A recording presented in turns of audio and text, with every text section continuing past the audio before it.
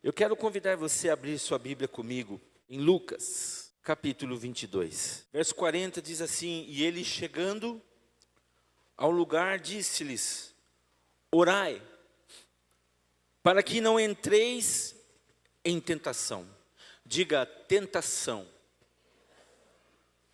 Tentação, queridos irmãos, é algo que todos nós podemos passar. Todos nós somos tentados diariamente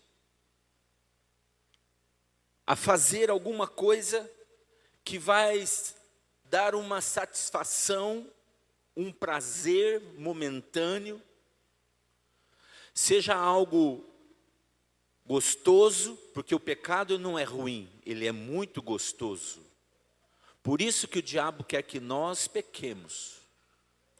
Algo que vai nos dar satisfação momentânea, mas algo também que vai fazer com que muitas vezes sejamos usados, então estamos sendo tentados para sermos usados para ferir pessoas, para falar palavras inadequadas, enfim, nós somos tentados todos os dias de muitas maneiras.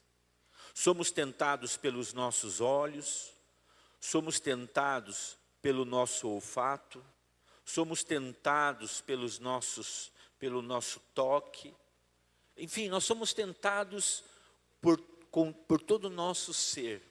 E aqui Jesus está dizendo: orai para que não entreis em tentação. E retirou-se deles, afastou-se deles cerca de um tiro de pedra, e Jesus, ajoelhando-se, orava. Jesus é o nosso modelo para vencermos as tentações diárias, através da oração. Verso 42, dizendo na sua oração: Pai, se tu quiseres, remove de mim este cálice. Este cálice do qual Jesus está falando aqui era o que ia acontecer com ele dali a algumas horas. Ele já previa, ele já sabia que soldados estavam vindo buscá-lo para levá-lo preso, porque queriam matá-lo, iriam sacrificá-lo, crucificá-lo. E ele disse então: Pai, se tu queres, remove de mim esse cálice. Todavia, contudo, não se faça a minha vontade, mas a tua. Jesus sabia que ele podia falar com o Pai. Jesus sabia que ele podia bater a porta, pedir ao Pai. Mas Jesus sabia também que o Pai é soberano, que o Pai tem os seus propósitos, tem a sua vontade, tem os seus projetos, os seus planos. E ele diz: Senhor, meu Pai, contudo faça a tua vontade na minha vida. E apareceu-lhe um anjo do céu, que o fortaleceu. E estando em agonia, ele orava mais intensamente, e o seu suor tornou-se como grandes gotas de sangue que caíam por terra. E ele levantando-se da oração, veio para os seus discípulos e ele encontrou-os dormindo de tristeza. E ele disse-lhes: Por que estáis dormindo? Levantai-vos e orai para que não entreis em tentação. Mais uma vez aqui Jesus está falando sobre a tentação. Mais uma vez Jesus está chamando a atenção dos seus discípulos. Haviam discípulos solteiros, haviam discípulos muito jovens ali, mas também havia um discípulo casado. Eram homens, eram pessoas que estavam sempre caminhando com Jesus, e ele está dizendo: olha, orem ao Pai, para que vocês não sejam tentados, para que vocês nem entrem em tentação. Porque, querido irmão, quando nós entramos em tentação, a luta se intensifica ainda mais. Quando nós nos expomos à tentação, mais difícil fica de nós nos mantermos da maneira que Deus deseja que nós caminhemos. Por isso ele diz: orai, levantem-se, orem, para que vocês não entrem em tentação. E estando ele ainda a falar, eis que uma multidão, e aquele que se chamava Judas, um dos 12, ia diante desta multidão e aproximou-se de Jesus para o beijar. Mas Jesus lhe disse: Judas, com um beijo tu traís, ou melhor, vou refazer a minha fala. Mas Jesus lhe disse: Judas, com um beijo tu traís o Filho do Homem? Você está traindo o Filho do Homem com um beijo? Quando os que estavam ao redor viram o que ia acontecer, eles disseram-lhe: Senhor, feriremos com a espada? Eles estavam irados, eles queriam destruir todo mundo que estava ali. Jesus tinha acabado de falar para eles o quê? Orai, fiquem em pé, orem para que vocês não sejam tentados, não, para que vocês não entreis em tentação. E um deles, imediatamente, Jesus nem deu uma resposta, imediatamente pegou a espada, feriu o servo do sumo sacerdote, cortando uma de suas orelhas, a orelha direita, e Jesus respondendo disse: permiti ainda isto, e tocando a sua orelha, o curou. E disse Jesus aos principais sacerdotes e aos capitães do templo e aos anciãos que tinham vindo contra ele: viestes contra um ladrão com espadas e bastões. Eu tenho estado diariamente convosco no templo. Não estendestes as mãos contra mim, mas esta é a vossa hora e o poder das trevas. Então, tomando-o, levaram-no e o trouxeram para a casa do sumo sacerdote. E Pedro, quem era Pedro? Um dos discípulos de Jesus. E Pedro seguia-o de longe. Diga comigo: Pedro seguia-o de longe. Agora olhe para a pessoa que está ao seu lado e diga a ela: querido irmão, não siga Jesus de longe. Esse texto nos mostra uma fase difícil na vida do apóstolo Pedro. É sobre ele que eu quero falar nesse momento. Pedro já tinha vivido momentos bons, quando ele foi chamado por Jesus para ser um dos seus discípulos. Olha que bênção. Ele estava lá pescando com seus irmãos, trabalhando duro, e Jesus chega a ele e o chama para que ele o siga, para fazer dele um pescador de homens, alguém que ia mudar a história da humanidade da sua época. Jesus escolheu Pedro para realizar milagres em nome de Jesus. Esse foi um dos momentos importantes na vida de Pedro. Ele viveu momentos de milagres. Pedro viveu um momento maravilhoso, eu considero, quando ele estava no barco com seus companheiros, com os outros discípulos, e de repente ele olha no horizonte e sobre as águas, no mar, ele percebe que alguém estava andando sobre as águas. E ele se depara com essa pessoa que era o seu mestre querido, Jesus. E diz: Senhor, se é o Senhor mesmo, mande que eu vá até o Senhor. E Jesus disse: então vem, sou eu mesmo, Pedro. E ele foi. E a Bíblia diz que Pedro andou sobre as águas. Olha que coisa tremenda. Que experiência maravilhosa que esse discípulo teve. Se encontrou com Jesus sobre as águas do mar. No entanto, nesse momento da história que eu acabei de narrar aqui, de ler, Pedro estava seguindo a Jesus à distância. Ele não estava no lugar certo. Ele não estava seguindo a Jesus no momento adequado, no momento correto e da forma adequada. Ele estava distante de Jesus. Quando aquela multidão chegou para prender Jesus, Pedro já estava andando, se esquivando, distante de Jesus. Para um crente, para uma pessoa que se denomina cristã, seguir a Jesus de longe pode significar muitas coisas. E eu quero salientar aqui algumas delas. Quando uma pessoa segue Jesus de longe, é porque ela já perdeu a comunhão com Deus. E, consequentemente, se ela perdeu a comunhão com Deus, consequentemente vem junto o abandono à palavra de Deus.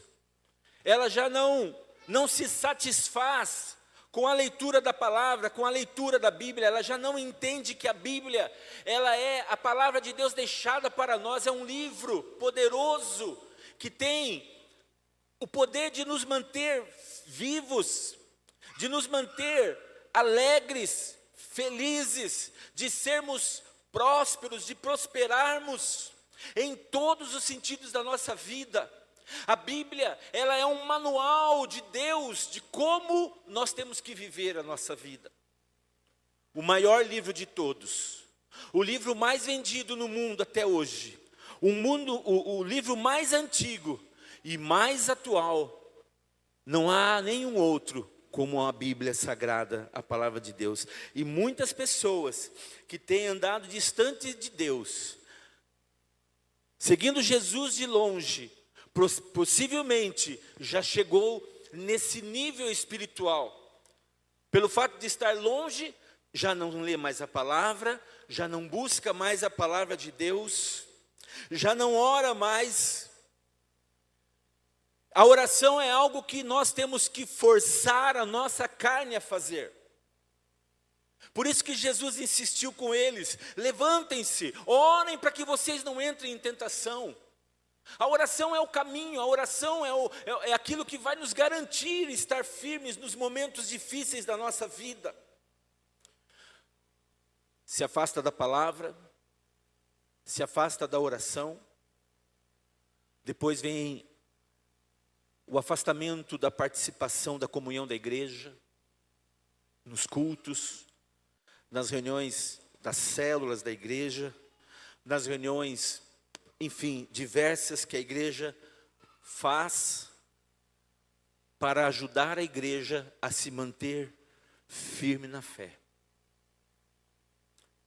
Você não acredite que a igreja tem o objetivo de fazer reuniões, assim que a nossa igreja mesmo não tem tantas reuniões assim. Eu sei que muitas outras têm muito mais reuniões do que a nossa. Culto, quarta-feira de oração, terça-feira de estudo da palavra, sexta-feira reunião de oração, do círculo de oração, enfim, várias reuniões. A nossa igreja ainda não tem tantas reuniões assim, mas o objetivo delas não é trazer as pessoas à igreja. O objetivo dessas reuniões não é, de maneira alguma, importunar a vida das pessoas, mas o objetivo desses encontros é fazer com que a igreja se mantenha firme na fé, que a igreja possa ser lembrada que a igreja não está sozinha. Como é bom quando você está vivendo um momento difícil e alguém põe a mão no seu ombro e diz: olha, eu tenho percebido que você não está bem. Eu quero que você saiba, por mais que você talvez não queira falar, eu quero dizer para você que eu estou orando por você. Uau! Estar em comunhão com a igreja é isso. O Senhor permitiu que a igreja fosse constituída, corpo de Cristo, para que nos mantivéssemos firmes nas horas difíceis e nas horas boas de alegria.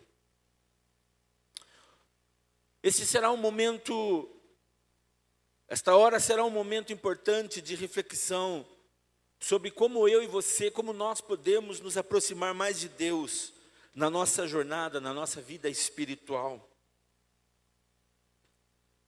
Deus quer que você caminhe sem nunca se distanciar dEle, nunca se distanciar de Jesus.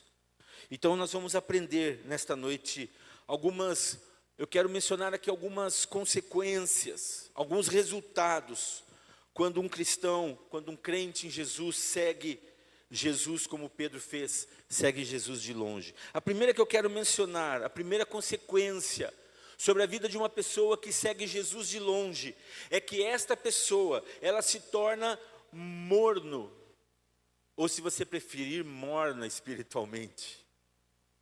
Veja comigo Apocalipse, o último livro da Bíblia, Apocalipse,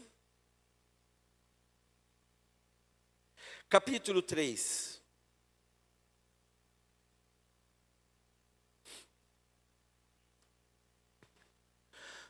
A Bíblia diz que Jesus falou com João quando ele estava na ilha de Patmos e disse para que ele escrevesse aos anjos da igreja, ao anjo da igreja. Essa expressão que Jesus usou significa ao pastor da igreja.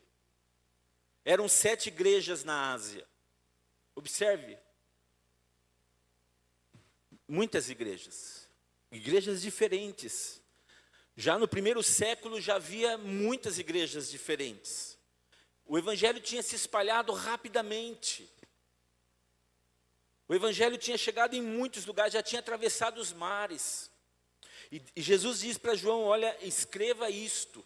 E aqui, nesse momento, João está escrevendo, Jesus está falando e João está escrevendo uma carta de Jesus para a igreja de Laodiceia, da cidade de Laodiceia. O verso 15, ele diz assim, para a igreja, para o pastor da igreja, eu conheço as tuas obras. Eu sei que vocês não são nem frio e nem quente. Eu gostaria que fosses frio ou quente. Então, como tu és nenhuma coisa e nem outra, como tu és morno e nem frio e nem quente, vomitar-te-ei da minha boca. Sabe o que significa isso para a igreja nos dias de hoje? Que o Senhor espera que nós tomemos uma decisão na nossa caminhada. Você não pode ser uma pessoa indecisa, estar no muro, se você é ou se você não é, se você está desejando seguir de verdade a Jesus ou não está. Ora, eu quero fazer de tudo para seguir a Deus, mas ora eu quero também satisfazer as minhas vontades, os meus desejos. Era isso que Jesus estava falando nessa igreja. Depois você pode ler esta carta dele para as igrejas. O verso 17, ele diz, porque tu dizes, eu sou rico e cheio de bens, não tenho necessidade de nada, e não sabes que és um desgraçado e miserável, pobre, cego e nu. Sabe, quantos já ganharam dinheiro aqui? Ergue a mão. Você que não ganhou, ergue aí, porque eu vou profetizar que você vai ganhar, em nome de Jesus. Fale a verdade. Quando você tem dinheiro no seu bolso, na sua carteira, no seu banco, no seu aplicativo, embaixo do colchão, embaixo do assoalho da casa, eu não sei onde você guarda o seu dinheiro. Não é satisfatório você saber que você tem dinheiro guardado, que você tem dinheiro em algum lugar? Sim ou não? Sim, o dinheiro é uma bênção. O problema que faz com que o dinheiro deixe de ser bênção é quando nós nos apegamos a ele. Deus fala isso. O dinheiro, ele é uma bênção, mas quando nós nos apegamos e fazemos do dinheiro o nosso Deus, então nós estamos errados, nós estamos pecando. O dinheiro é satisfatório. O dinheiro, ele trabalha na nossa vida dando assim um ar de segurança. O dinheiro, ele trabalha para nós dizendo assim, olha, o fato de eu estar com você nesta grande quantidade, você está, por cima.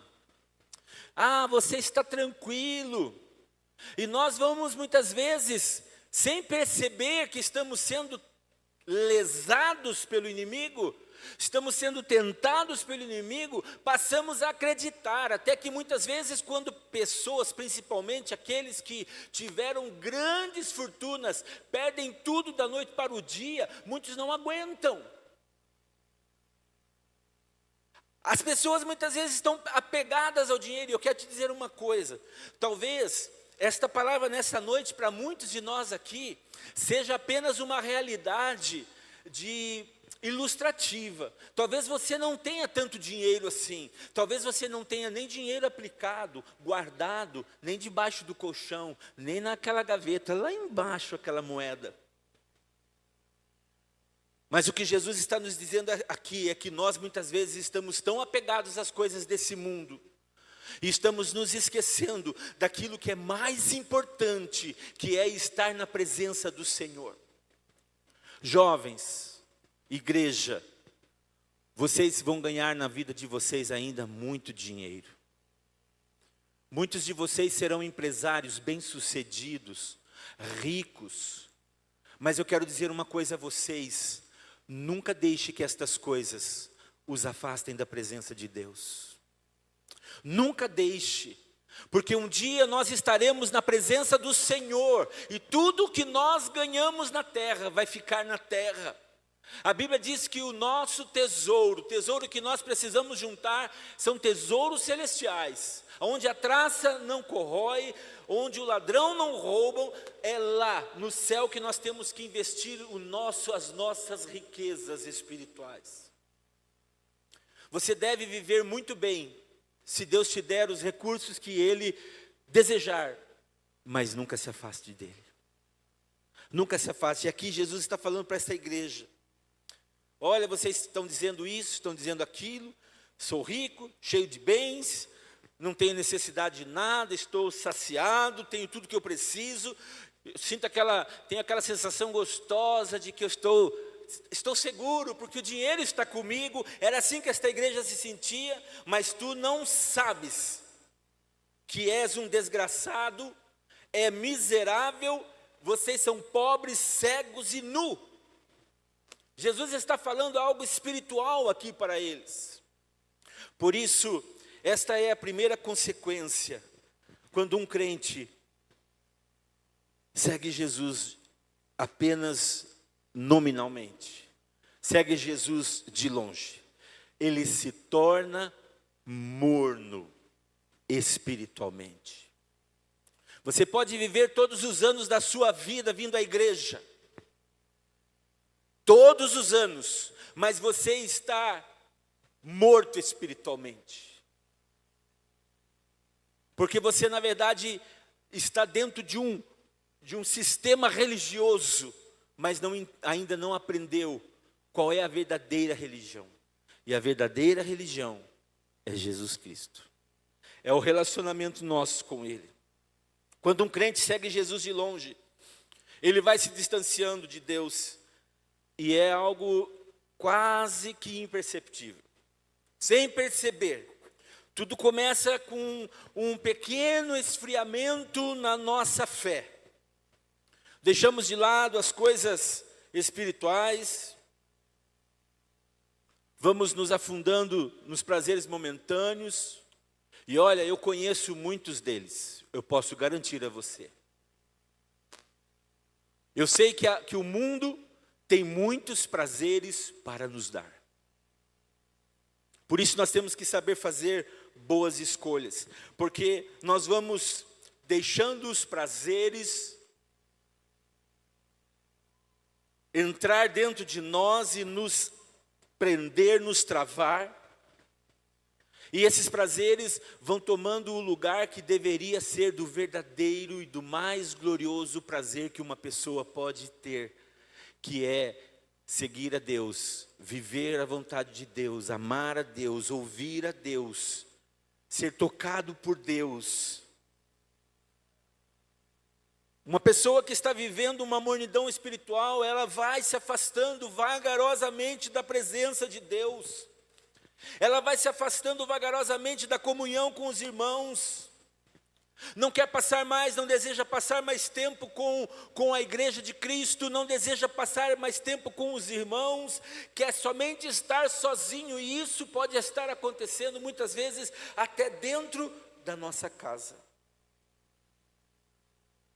E quando ele vai dar conta, esta pessoa já está se assentando, como o salmista fala no Salmo 1, se assentando na roda dos escarnecedores. E agora já está também rindo, se escarnecendo da verdade, escarnecendo de Deus. Já está na internet, possuído pelos pequenos vídeos engraçados. E o brasileiro é fantástico. Você você há de concordar comigo. Eu acho que não tem povo como o brasileiro. O brasileiro faz piada de tudo. E não são piadas ruins, são engraçadas. Mas muitas vezes nós não percebemos que estas piadas, elas vão nos levando a zombar do que é certo. Zombar daquilo que Deus fez. E quanto menos esperamos, nós estamos escarnecendo da palavra de Deus. Tome cuidado com isso. Tome cuidado com esta consequência. Por isso, como crente, nós precisamos sempre estar vigiando a nossa vida espiritual. Porque de acordo com o texto que nós acabamos de ler, Deus não tem prazer na vida de um crente morno. Diga para a pessoa que está ao seu lado, Deus não tem prazer numa vida espiritual morna. Não tem prazer. Em Lucas, capítulo 14, verso 34 e 35, diz que o crente morno, o cristão morno, é como o sal sem sabor. O que é o sal sem sabor? Para nada serve. O sal sem sabor não serve para nada. Por isso, não seja alguém morno, seja saboroso. Diga à pessoa que está ao seu lado, seja saboroso. Uma segunda consequência que eu quero mencionar nessa noite, não são muitas consequências, são apenas 530 que eu separei para esta noite. Eu estou na segunda, vai passar rápido. A segunda consequência, uma pessoa que não segue, que não está próxima, que não vive os princípios da palavra, que não ama o Senhor, que quer manter e não percebe que está se mantendo cada vez mais distante de Jesus. A consequência é que esta pessoa, ela perde a produtividade, ela se torna uma pessoa improdutiva, uma pessoa infrutífera. Veja o que diz João capítulo 15. João capítulo 15.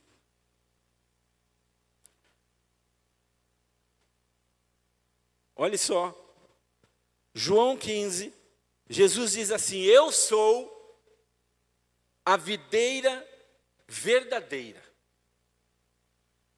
e o meu Pai é o agricultor, é o lavrador. Todo ramo que em mim, todo o ramo que estiver em mim, que não dá fruto, ele, o Pai, tira, e todo ramo que carrega fruto, ele limpa, para que possa dar mais fruto ainda. Aleluia. Deus deseja que nós sejamos frutíferos, produtivos. Essa é a vontade do Senhor.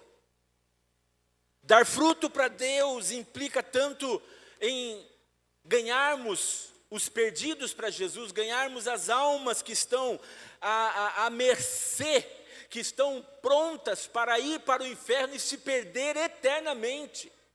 Por isso o Senhor tem nos levantado para que nós sejamos usados por Ele, nós podemos ser usados por Ele, e nós somos usados por Ele para ganharmos estas almas e impedi-las de irem para o inferno, quando nós vamos até elas e falamos para elas sobre o amor de Jesus.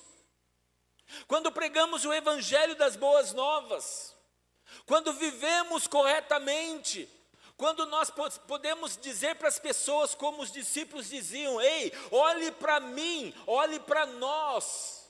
Eu não tenho ouro nem prata, mas o que eu tenho eu te dou, levanta e anda em nome de Jesus. E os enfermos levantavam e eram curados. Olhe para a nossa vida, pregar o Evangelho, frutificar é isso. É eu também pregar o Evangelho com o meu testemunho de vida.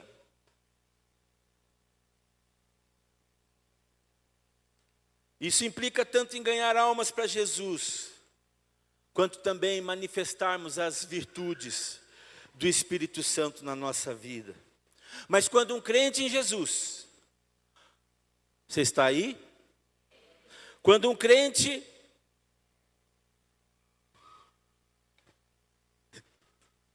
começa a seguir Jesus de longe, a sua vida começa a entrar em sequidão. Escute isso.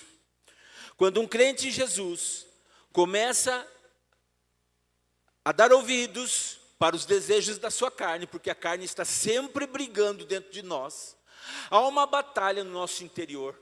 A carne milita contra o espírito e o nosso espírito milita contra a carne. O nosso espírito deseja estar fazendo a vontade de Deus. E a nossa carne quer ver o nosso espírito desobedecendo a Deus, para dar oportunidade para que ela se manifeste, para que ela se satisfaça. Agora, por que isso, pastor? Porque na nossa carne nós temos o pecado. O pecado que entrou lá no Éden, com Adão e Eva, no começo de todas as coisas, no jardim do Éden, não no Éden aqui de Sorocaba, no jardim do Éden. Quando o homem pecou, quando a mulher comeu o fruto que Deus havia dito para não comer, tanto ela quanto o homem comeram, desobedeceram a Deus, ali a semente da corrupção entrou na vida do homem. A semente da corrupção está dentro de mim e dentro de você, na nossa natureza. Somos pecadores, tendenciosos sempre a partir para o lado do pecado, para aquilo que fere a glória, a santidade de Deus, fere a santidade do nosso Senhor, do nosso Pai. O pecado faz isso conosco. Quando nós que seguimos a Jesus, passamos a desejar segui-lo de longe, não somente a nossa vida fica seca, a nossa vida espiritual se seca, mas não há mais fruto dentro de nós. Não há mais fruto. Fica vazia. Toda a igreja já sabe a história da nossa árvorezinha da nossa casa, que nós temos lá. Como é o nome da fruta? Fugiu. Acerola. Eu gosto tanto dela que eu esqueci o nome. A nossa acerolinha, tão pequenininha, não dava fruto. Ora estava bonita, ora estava seca. E não ia. Vamos colocar dentro do viveiro para os passarinhos brincar com elas. Eles arrasaram com a acerolinha, ficou só nos galhos, ficou nos frangalhos, horrível. Só restava jogar ela fora. E Deus falou ao coração da minha esposa: dê mais uma chance. Abrimos um buraco inesperado no nosso quintal, não tinha projeto nenhum para isso. O nosso quintal, na verdade, ele era parte aterro, parte terra. Nesse aterro muito entulho, caco de tijolo que o Júnior deixou lá. Eu estou brincando, Júnior. O Júnior não tem culpa disso, não. Se ele fez isso é porque eu pedi para ele fazer. Era assim, o terreno, horrível. Mas nós fizemos um buraco, colocamos ela ali. Minha esposa adubou, trabalhou a terra. E aquela pequena arvorezinha começou a mostrar as suas primeiras folhinhas verdinhas. Começamos a ter esperança. E cada vez que passava os dias, as folhas iam aumentando, mais folhas, e essa árvore hoje ela está mais alta do que eu. E não somente isso, mas ela começou a dar os seus primeiros frutinhos, alguns mirradinhos, um ou outro ali que dava para contar com o dedo da mão, mas hoje nós já não conseguimos mais contar, porque são centenas de frutas que ela dá. Se esse ano ela já frutificou muitas vezes. Hoje eu posso dizer, eu estou feliz porque eu posso tomar suco de acerola todo dia. Olha que bênção.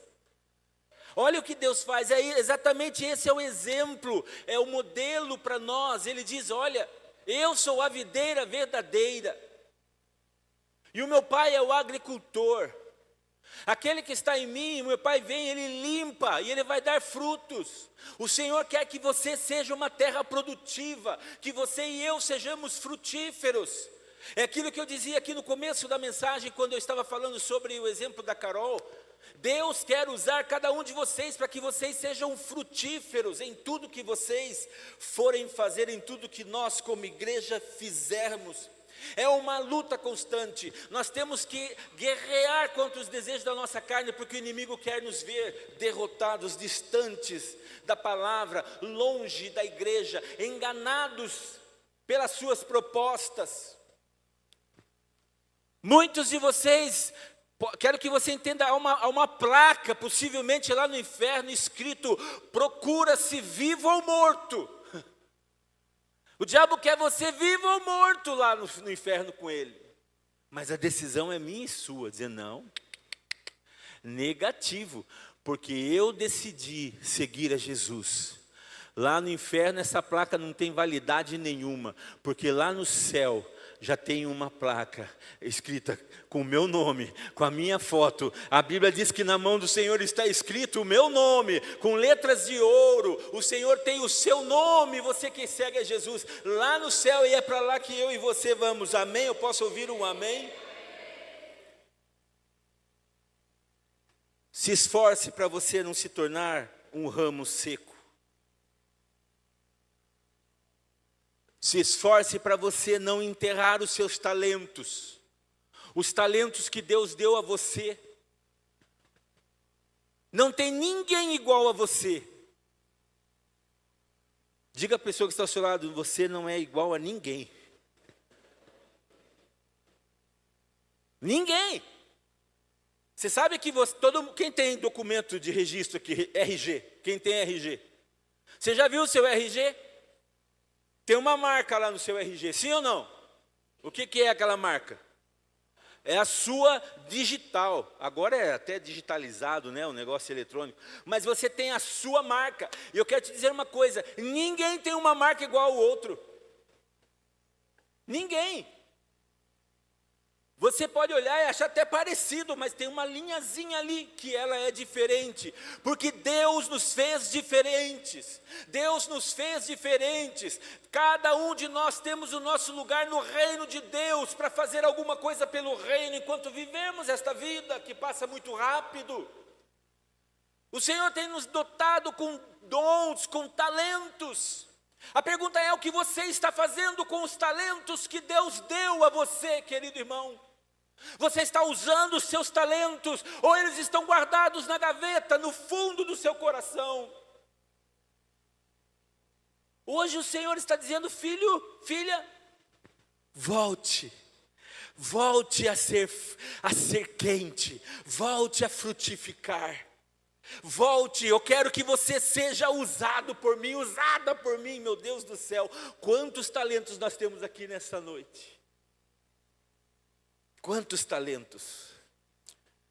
No texto Jesus ensinou que quando o ramo, que somos nós, os crentes, se torna improdutivo, ele corre um sério risco de ser arrancado da videira, para nunca mais frutificar. E há um outro texto que diz que o machado já foi posto à árvore. A ordem do Senhor foi para o agricultor: pode cortar, não está dando fruto? Pode cortar. Corte esta árvore, porque ela está sugando as proteínas, todas as vitaminas do solo. Eu não sei muito bem sobre isso, como se falaria, mas esta árvore está sugando aí tudo que ela deve sugar para viver, mas ela não quer frutificar. Pode cortar, corte, ela está impedindo o lugar de outro, pode cortar. E o servo disse: Senhor, vamos fazer o seguinte, dê mais um tempo, mais um aninho, eu vou cuidar dela, eu vou adubar ela. E mais um ano, e mais um momentinho, mais um tempinho. Eu pergunto a você: quanto tempo Deus tem dado a você para que a sua terra seja removida, seja mexida, as pedras sejam arrancadas? Quanto tempo o Senhor, durante esses anos da sua vida, Deus já te deu de oportunidade? Eu não sei, eu também não sei nem sobre a minha vida quantas vezes foram, mas eu sei que nós corremos um risco grande de sermos cortados quando somos improdutivos. Quando podemos fazer mais do que pensamos que estamos fazendo para o Senhor. Talvez você possa estar nessa condição tranquila, dizendo: não, mas eu vou à igreja, eu ajudo lá, eu sou recepcionista, eu oferto minhas ofertas, eu entrego o dízimo. É uma forma de eu ajudar a igreja. Querido, Deus não precisa do seu dízimo, da sua oferta. Sabe o que eu quero dizer com isso? Que Ele é o dono do ouro e da prata. É Ele que te dá os recursos. É Ele que te dá o dinheiro do seu trabalho.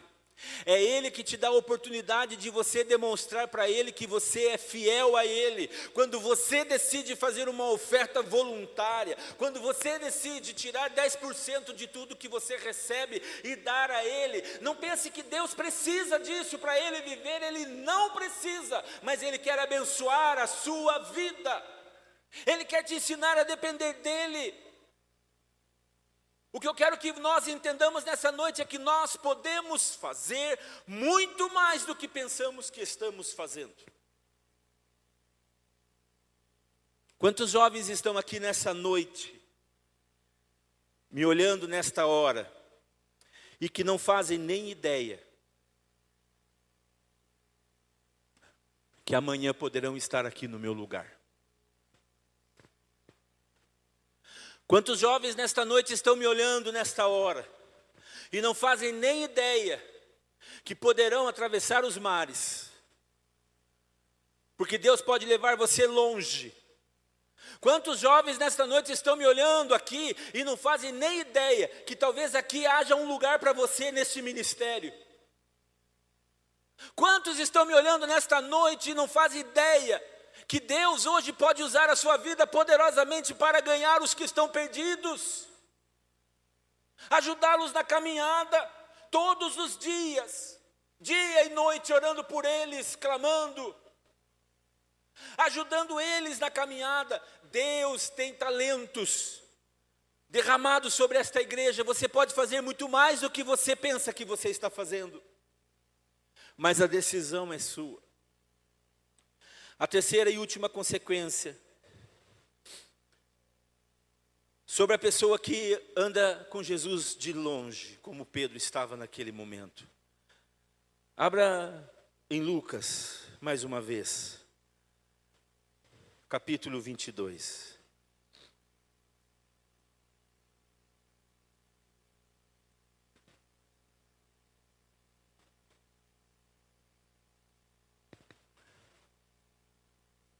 Lucas 22, o verso 54.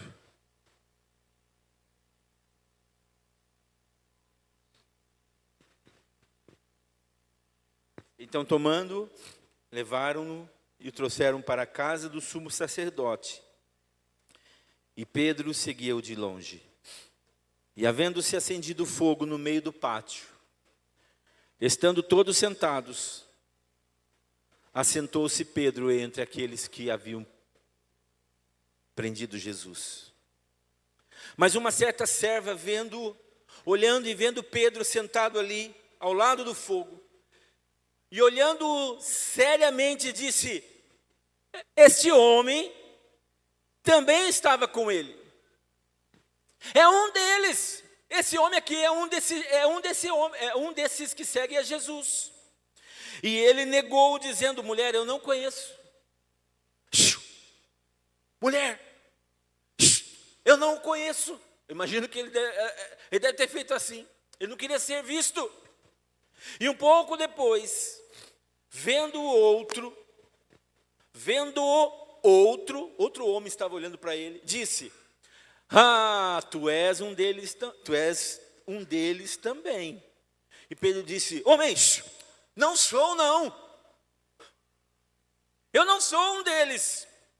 E passada quase uma hora, um outro, com confiança, afirmava dizendo: não, com certeza, esse homem, esse indivíduo também estava com Jesus, pois ele é um galileu. E Pedro disse: homem, eu não sei o que tu dizes. E imediatamente, enquanto ele falava, o galo cantou. Talvez você não conheça bem a história. Esse galo não entrou penetra aqui na história que eu estou lendo. O que aconteceu aqui, quando este galo cantou, foi um cumprimento da palavra de Jesus, quando ele estava reunido com seus discípulos. E ele havia dito isso a Pedro, porque Pedro disse: não, Senhor, eu jamais vou te deixar, eu estarei sempre contigo, não deixarei que nada lhe aconteça, não, eu morrerei por você, Senhor. E Jesus disse para ele: Pedro, antes que o galo cante, ainda essa noite você vai me negar 3 vezes.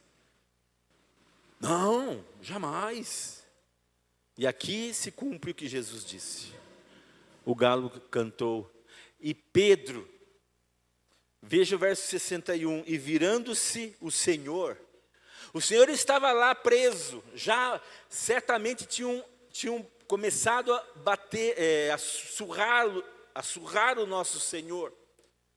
Talvez estava lá cabisbaixo, sozinho, se lembrando de tudo que ele tinha falado para os discípulos. Orem, vigiem, não desistam, permaneçam firmes, tantos ensinos de Jesus. Verso 61, e virando-se o Senhor, quando o galo cantou, olhou para Pedro. Você consegue imaginar esse olhar de Jesus? E Pedro lembrou-se da palavra do Senhor, como lhe tinha dito antes do galo cantar: tu vai me negar 3 vezes. Que noite terrível para Pedro. Mas eu não quero parar aí. Verso 62, e Pedro, saindo dali, sabe o que ele foi fazer? O que Pedro foi fazer? Pedro foi chorar amargamente. Um choro amargamente não é qualquer choro, querida igreja. Pedro chorou amargamente porque ele negou Jesus 3 vezes.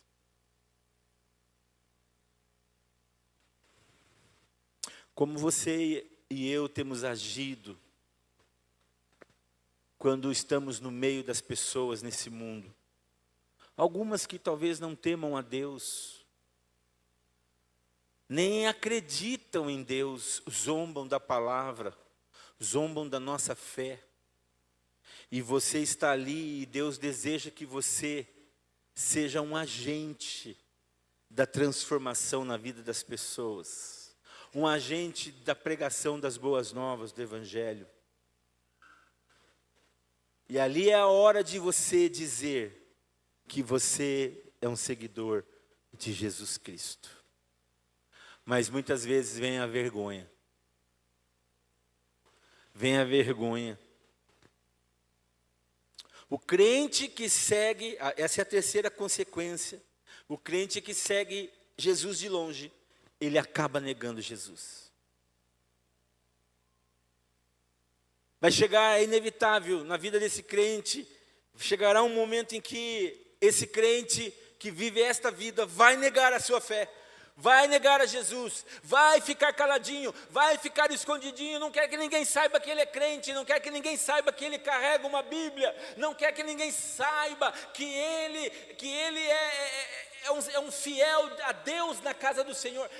Amados, eu confesso a vocês uma coisa, eu sei que não é fácil, mas eu já vi muitas pessoas sendo testadas, eu falei a palavra errada, muitas pessoas sendo testadas, quando eu, Shalom, chego perto delas. Porque eu, como Shalom, carrego um título que me deram. Eu sou conhecido como Pastor Shalom. Meu nome é só Shalom, não é pastor. Mas eu tenho um título. E muitos, e aí, Shalom? Sabe o que é isso? Alguém que ainda estava cambaleante, indeciso. Ou muitos, tudo bem, pastor. Envergonhados, constrangidos perante os colegas, os amigos, as pessoas, sobre o que vão falar. Meu irmão, quero te dizer uma coisa, nada desses constrangimentos vai ajudar você a ir para o céu, nada. Ou você e eu somos decididos, naquilo que nós cremos, ou então nós precisamos fazer uma revisão na nossa vida, na nossa fé, na nossa decisão de seguir a Jesus. Por que vergonha de falar que é um cristão? Por que vergonha de dizer na escola que é crente?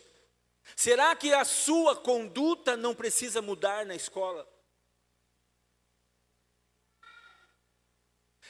Tem um filme que eu assisti no cinema, quem pode me ajudar? Do jovem, Deus não está morto, é isso? Esse é o tema? Quantos assistiram esse filme? Pronto. Quem não assistiu, assista, na internet deve ter ele lá. Deus ainda não está morto, acho que é isso. Deus não está morto, ponto final, Deus não está morto. Um jovem que poderia ser um adulto, não é porque o culto é de jovem que eu estou mencionando isso, pode ser um adulto.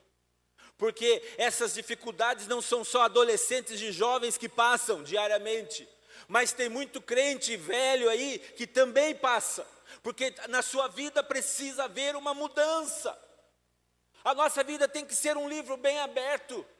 Nós temos que ser sal e luz, as pessoas olharem para nós e saber, aqui vai um crente, aqui vai uma crente fiel a Deus. Ah, pastor, mas tem tanto crente dando mau exemplo. Infelizmente, é verdade, meu irmão, mas você não é um deles, porque o Senhor tem te ajudado a ser um homem, uma mulher honrado, obediente, verdadeiro, um servo de Deus.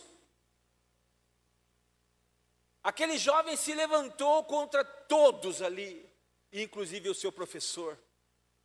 Porque ele cria em Deus, porque ele sabia que Deus estava vivo, que Deus é real. Por isso, queridos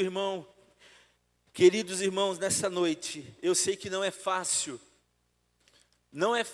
nós caminharmos, vivermos a nossa vida, testemunhando da nossa fé no local do nosso trabalho, onde pessoas não temem a Deus, zombam, dão risada, estão doidas, sedentas por uma mensagem, por uma reportagem que mostra um crente falhando, um crente pisando na bola, para chegar lá no seu local de trabalho e zombar de você, da sua fé. O que você precisa fazer é orar ao Senhor e pedir, Senhor, ajuda-me. Ajuda-me. Ajuda-me, Senhor, a viver todos os dias sendo sal e luz, testemunhando da minha fé.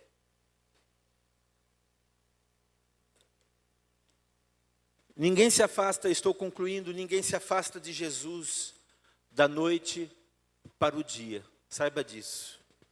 Ninguém se afasta de Jesus da noite para o dia. Isso vai acontecendo lentamente. Começamos a seguir Jesus de longe, e quando damos conta, já perdemos Jesus de vista. Já não temos mais vontade de ler a Bíblia, já não temos mais vontade, não sabemos nem onde está a Bíblia.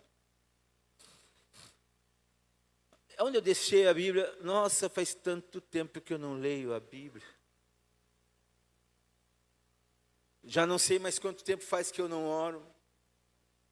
Mas hoje o Senhor está te chamando. Hoje o nosso Deus, o Deus das oportunidades, Ele chegou até este lugar e está chamando eu e você para nós fazermos um propósito diante da presença do nosso Deus, de nos achegarmos a Jesus, de estarmos pertinho dEle novamente, de caminharmos com Ele, porque é Ele que nos ajuda a andar. É Ele que vai nos ajudar a vencer as nossas lutas, as nossas batalhas. É Ele que vai ajudar a vencer o pecado que tenazmente nos assedia, diariamente bate na porta do nosso coração, da nossa vida.